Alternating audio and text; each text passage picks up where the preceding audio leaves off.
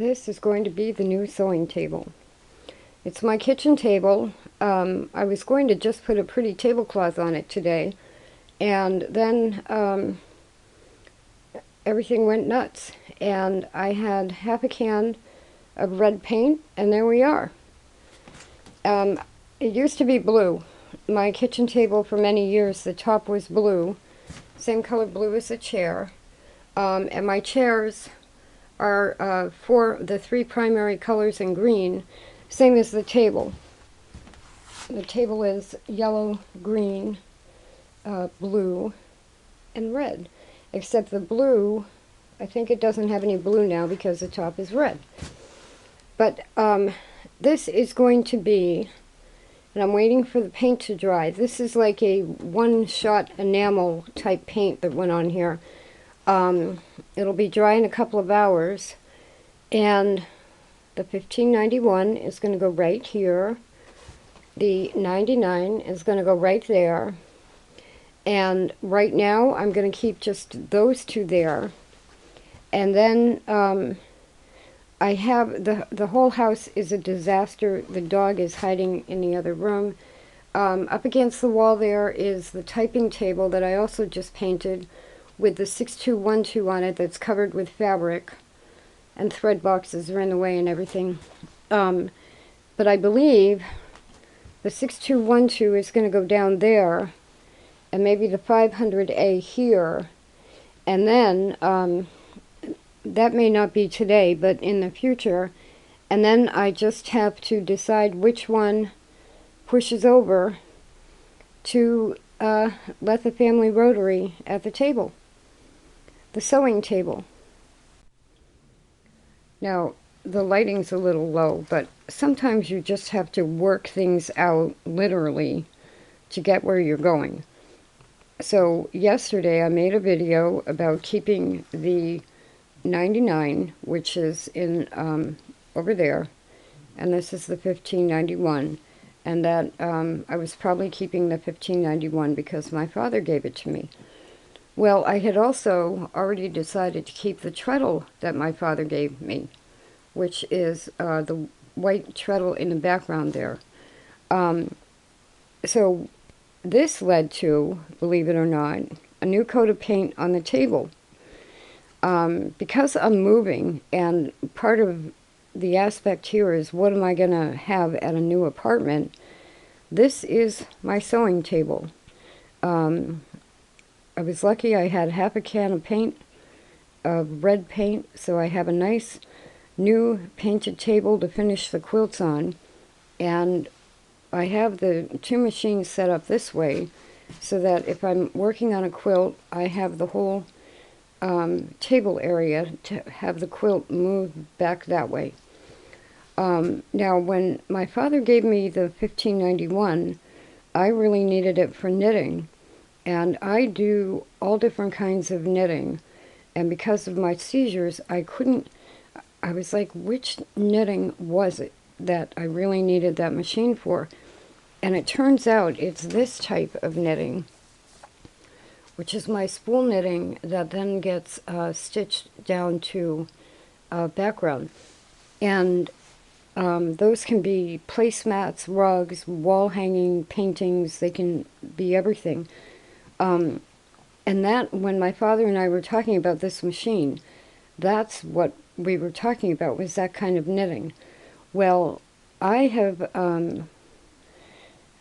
usually do that all by hand, but I have also tested it out being done on all types of machines, including down to the little modern C-shaped mending machines.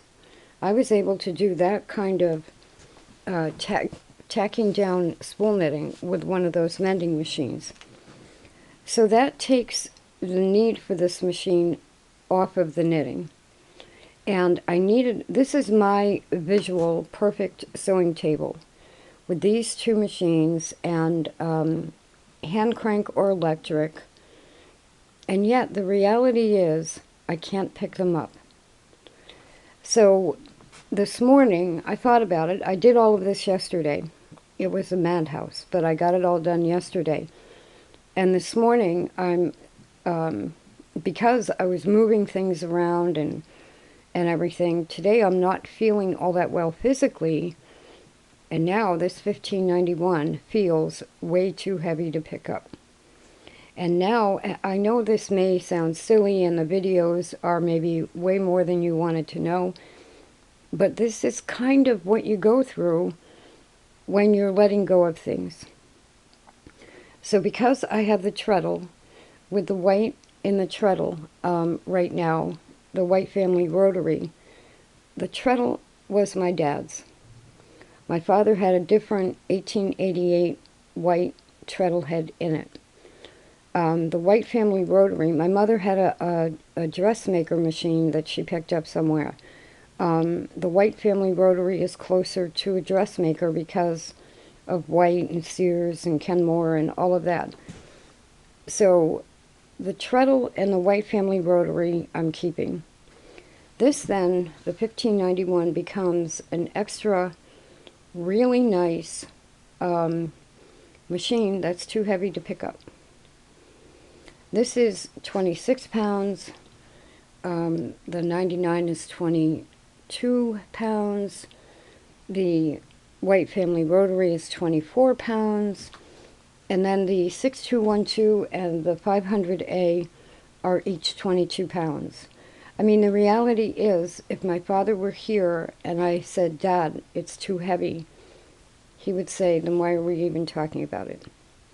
So what I need to do with the knitting, this type of knitting, is straight stitch. But I also make chair pads and braided type rugs, which needs zigzag. So the reason I'm still making this video is here's my perfect sewing table, and yet the things that I need to do, if I make chair pads and braided rugs, this machine, either of them, you can't get a rug under a vintage zigzagger. So that leaves this one out. And so I'm partially explaining all of this because I've gone back and forth on whether or not I sell this particular machine. And, you know, I've already had people say, "How could you sell something that your father gave you?" Well, it's because I have something else my father gave me. You know, so all of this, luckily I have enough time to go through this. So probably the machine that's going to go on the table here, it won't look as iconic a photograph, but it's either going to be the 6212 or maybe even the brother, if for some reason the 6212 breaks, because they both have a zigzag that can make the rugs. The 6212 is a little bit more heavy duty. So you have to make your own choices. It's so tempting to keep these beautiful vintage singers. If it comes down to it, I can make the chair pads and rugs by hand, and my grandmother's 9913 can do anything else. So you really can get down to one machine. So today, I'm taking a picture of this because I love this picture. A bright red table and knitting and two beautiful vintage Singer machines. And yet now, today, probably the new base for the 99 is going to arrive. And yes, now, because I have it all set up so easily, I could, if I may, take the 99 out of the bentwood case and put it in the base, and I suddenly have a much lighter machine that can also do everything. And the bentwood case can come back later, and then I just pick up the machine with the base on it, I put it in a tote bag, and I go. You know, it's really hard to love sewing so much and love all of these machines and kind of slap yourself in the face and say, but what do you really need to do? And like I said when I was talking about the 1891 white VS2. I just need to make a lock stitch. And I appreciate all the patience with the videos, but it's a thought process to go from the ideal or the perfect to the functional. Especially in these days, I have to be functional. So the 99 can make face masks, rags, toilet paper, my knitted pieces. It can also, it can do anything I need to do. So, plus it'll take all the attachments. The $15.91 is for sale again. It's just too heavy, and that's the reality. I picked it up about 4 times yesterday, and I'm paying for it today. It's just the reality. It's too heavy. Now, I want to show a bag that I bought to hold a couple of extra machines. I'll put the link in the information section for this bag. I think it's in the view there. Very nice. The one I picked out is plain gray. And right now this has the 1962 500A in it. But I think you're going to find that with the vintage machines, you're kind of pushing the limit with these kind of bags. Now I had this on top. This is a lunch bag that holds all the cams and everything, and attachments for this machine. This front pocket holds the foot pedal and the cords. It's also got on the inside here another zippered space. Excuse me, zippered space. Very nice big roomy pocket that probably, not the cams, but all those attachments could go in that section. Zippers seem to work fine, except, you'll see in a moment, on the back is a big flat pocket that I have the service manual, the manuals, and everything in. I'll just move out of the way. But I want to show you how the machine fits in here. There's plenty of room on the top. The zippers go all the way down. There's 2 zipper pulls, and they go all the way down on either side,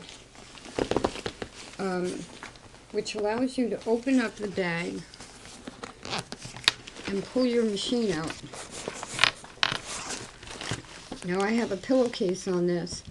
The bed of the 500A just barely fits in there. And when I put this in there, I actually had a little bit of a problem with getting the zipper to go up. So I'm going to take the machine out. This machine weighs 22 pounds. And I'll just put it on the floor. And you can see the bag. Now this bag was $26, which is not bad, plus a little tax, I think. Very nice overall. But I want to tell you one thing I ran into, and it's not happening now. That machine, I don't know if the bed is a little bit longer or because it's got a bottom piece on it. When I went to put that machine in here, that other zipper on the right hand side didn't want to go up easily. And so that's what I want to tell you about these. Very nice bag. I bought the more or less the least expensive of those that I had seen, simply because you know, yes, you can pick it up and take it, but it's also to keep a machine clean. So this 500A has to actually go back into one of my vintage Singer bags, because I don't want to put wear and tear on the zippers. And what the machine that fit in here perfectly, two of them, the 6212 fits in here without a problem, even though it seems as big as the 500A. But the brother, LX3014, was so perfect in this bag because the brother only weighs about, well, let's say an average of 10 pounds, and I don't know if that's the foot pedal or how I weighed it. But when I had the brother in here, you feel like my backpack that I take everywhere with me weighs about 15 or 20 pounds, actually. This was lighter than my regular backpack. So I think these new bags are more for the more modern machines. Like, as you just saw, you can fit at least a 500A in there. I would not put a 237 in there. I would not even try to put a 1591 in there. They're just not made. This was supposed to come with a wood board, but didn't. So I'm figuring out other wood boards for that. My brother's going to cut them. But it's really meant, I think, for a more modern machine, because the older machines are heavier and bigger. They're bigger. So even though the 500A fits in there, because there was just a little bit of strain on the zipper, I don't want to wear the bag out by yanking on the zipper all the time. But a very nice bag, and like I said, only about $27. So this is where my sewing adventure is now. There's the 99, which has not moved and is still staying there. It's still in the bentwood case. The base, the new base, hasn't come yet. I had the 500A here, but because of coronavirus protecting the machine, I don't need the fancy stitches right now. Many different reasons. I don't need to have that machine out right now. Then I went to the 6212, which I actually have a few things to adjust and fix on, but I have some projects I have to get done, so I wouldn't really be working on that all the time now. So now I've got the Spartan's motor on the 99, which also has the Bishop hand crank on it, and I have to decide what to do with the Spartan. Now my two options are take the solid hand wheel off and put a Singer type hand crank on there with a spoked wheel, and then of course you're gonna get there before I do. Well, then why not do that with the 99? This one already has a base. They can both be hand cranks. Then I would have two hand cranks. And the advantage to the hand cranks is my plug system is over there against that wall next to the treadle. And I have a radio on, and even that wire stretches kind of across some space.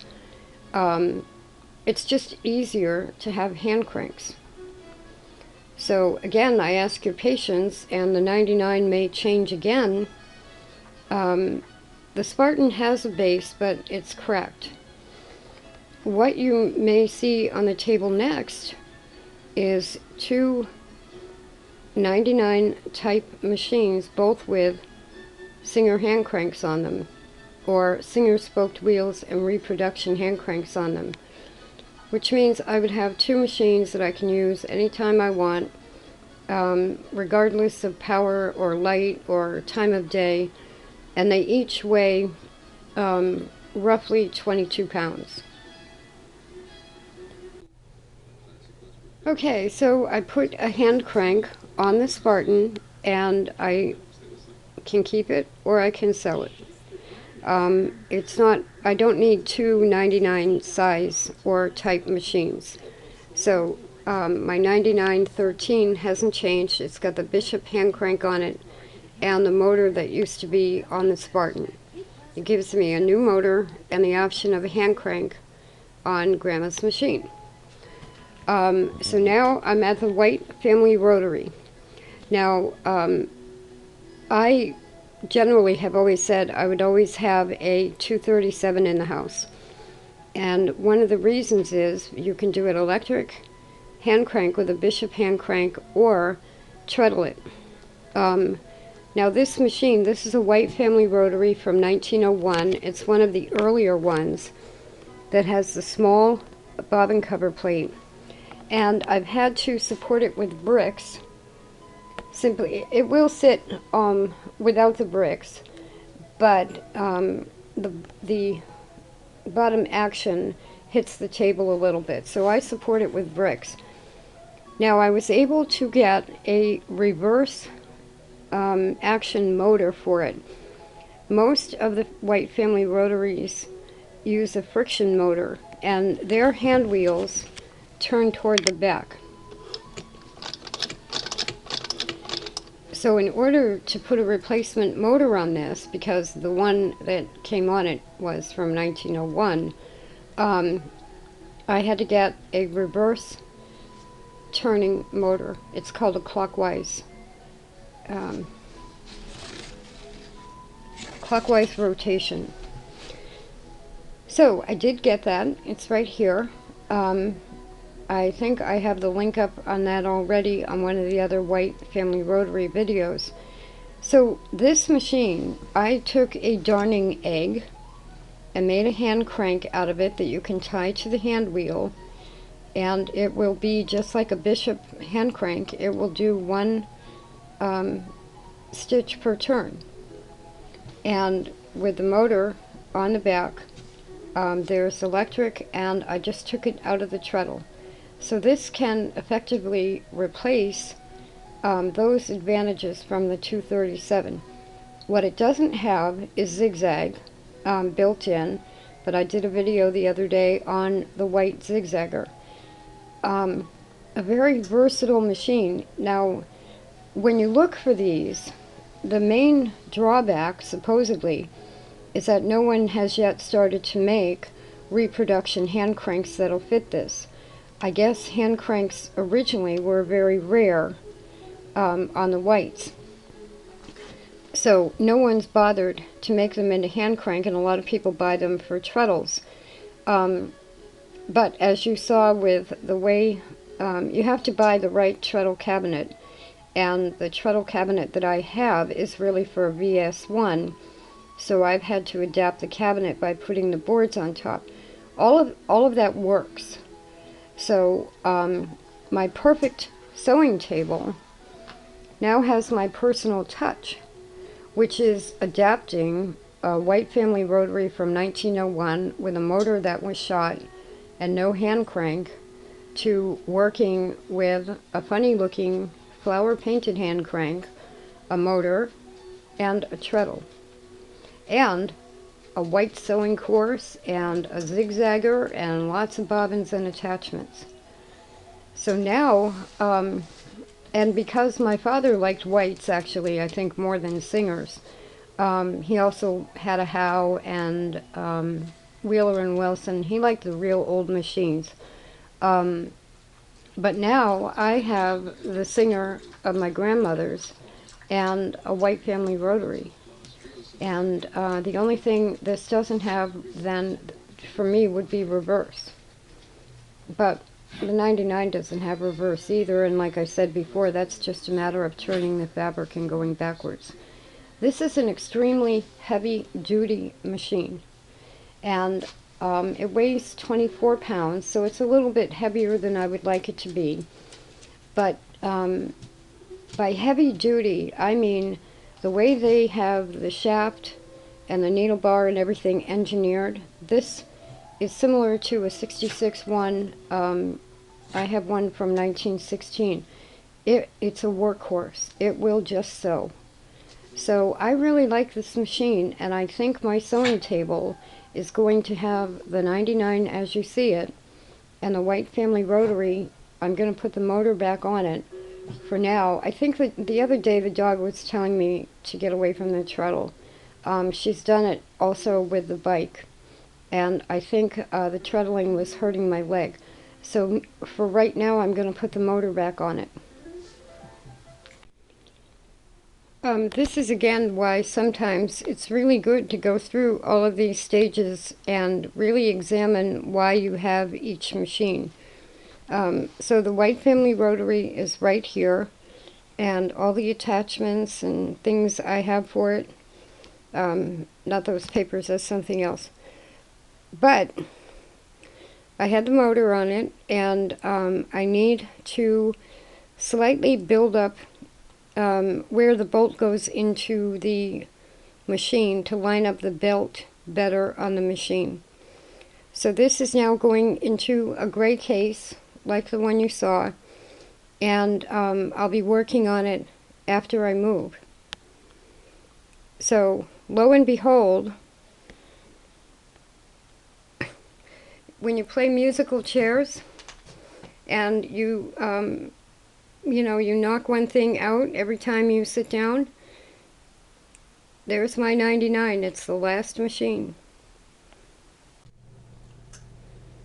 Now here we are at more normal life. It's about 5 o'clock in the morning. It's dark in the room. I do have lights on. The dog and I always get up early, usually 3:30, 4 o'clock. There's my bright red table and a little bit more normal clutter on it. Papers I have to deal with, my phone, face masks I have to finish, some new tools for sewing machines, and my 9913. Now, the 9913 is back to original condition. I've saved you the horror of going through some of the steps here. And sometimes, whoops, you need a screwdriver to get the top off. But there's the 9913 as original, and I have the knee bar right here. Now, two things have happened. One, I have discovered through doing this that all of my sewing is kind of has to relate back to medical issues right now, whether it's because I can't pick them up or I can't treadle, and a lot of it has been focused on what I can't do. What I can do still is use my right leg, which brings in the knee bar. And sometimes, no matter how much control you exert over everything, like I've been doing with these 2 videos on downsizing to 1 machine, I'm trying to control everything. And what I can't control is that even though I had surgery and I have not lost my right leg, I'm not out of the woods yet and may still lose my right leg. And the positive of what I can do is use my right leg. So just on a basic level, that brings the knee bar back in. And maybe I have Grandma's machine because I need the knee bar machine. When you think of disabled veterans, anybody disabled by losing a limb, 9 times out of 10, you don't lose up to the hip. Sometimes it's at the knee, sometimes, I would, and this is not to freak anybody out, but if I were to lose a portion of my leg, I can still use a knee bar. In fact, the Model 20s going on my footstool and having to hold the footstool in between my knees to keep the machine steady is the same thing, using my legs to sew. So that right there put me back to Grandma's machine being original. Now, I still can't pick it up at all easily. It's 35 pounds when it's like this. I did go through all the steps of eliminating machine after machine after machine, adding some back in, it still ends up at this machine. So now I have an attitude of my sewing is going to match the machine I have. I have for many years done it the other way around. I need a machine to do a certain task. Now my sewing is going to match the machine. But the other thing that came up is I found out that I'm, I'm in some kind of an elderly disabled housing program thing where they may not be able to evict me or raise my rent.